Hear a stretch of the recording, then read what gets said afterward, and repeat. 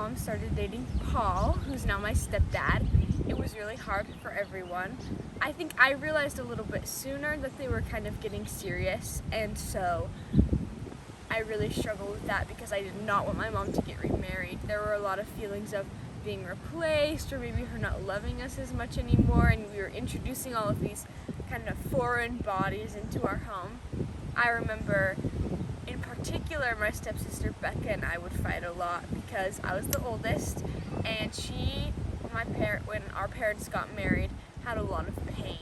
And as we blended, there was kind of some things that our parents did to try and make sure that we didn't feel, none of us felt kind of displaced. The Fransons moved into our house, and it was really an important consideration that everyone felt like they had their own space and their room, and it felt like kind of their home, and no one felt like a second-class citizen.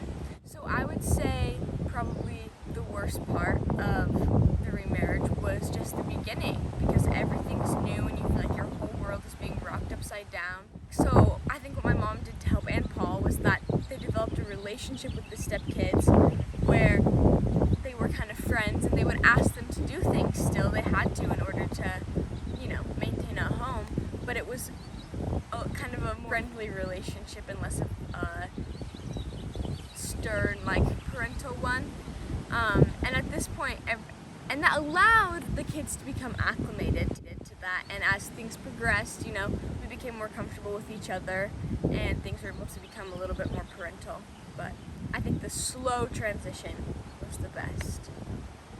So it's been interesting to have 4 new siblings just added into your life, but I think overall it's been really cool, and I've been able to become a lot closer with each one of them, and it's been great to eventually have a bigger family.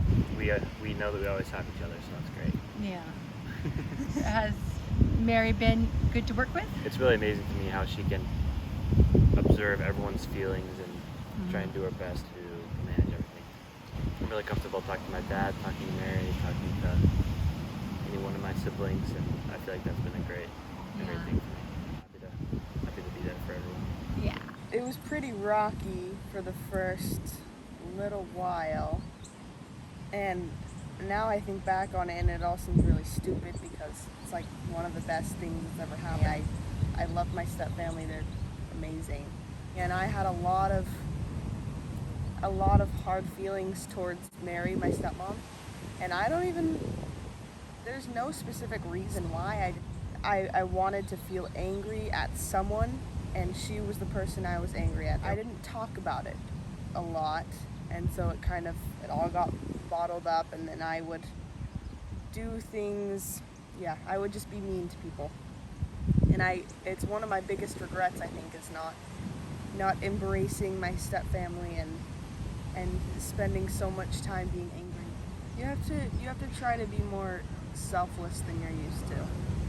You get to realize that not everything's about you, and there are a lot of kids, and so you have to embrace it, and you have more fun when you're not thinking about yourself. You have more fun when you're thinking about others. It's nice for me to be able to try to help my friends who have similar situations, because I wish I would have realized the things that I'm telling them much earlier. Well, my dad pointed out, and my mom, they both pointed out that there's more people to love me. I would say the best part is now I have a bigger family and a bigger support system. I have a bunch of sisters and brothers to do fun things with and make new memories with, and I honestly wouldn't trade that for anything. As you look back on these few years, how do you think you've changed? These are hard questions. I don't know. If you were going to give advice to a parent that was going through this, what would you tell them? I mean, you want to definitely be there for them. For me, it was nice to have things to get my mind in, like do stuff that I like to do, and give them space if they need space. I know I especially need my space. I think it's good if they can see if they have good friends, if they can see those friends a lot, if they have things they like to do, like sports and stuff. So what's your favorite thing about Paul? how he's really enthusiastic and encouraging.